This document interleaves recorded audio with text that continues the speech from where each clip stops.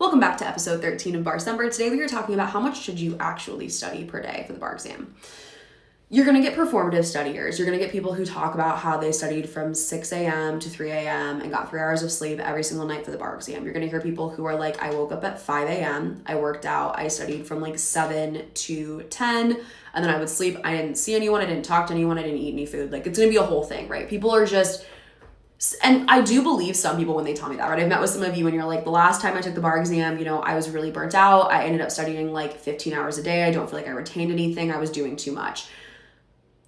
But you also have people who are going to say they're studying that much because it helps them, right? Or they're just exaggerating, which also is reality of being in this environment. And so be realistic about how much you're studying, right? I've said this before, but at the end of the day, it doesn't matter how many hours you study. It only matters that you retain every piece of information you can, right?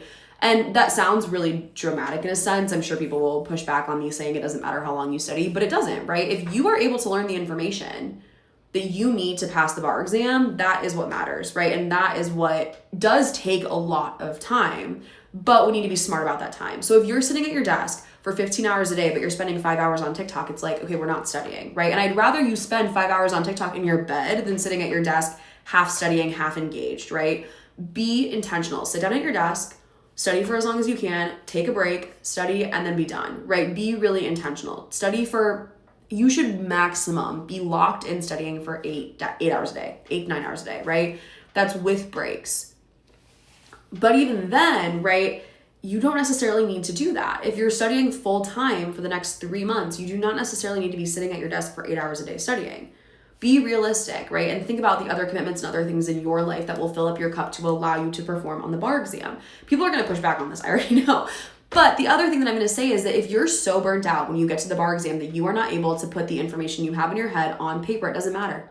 It does not matter.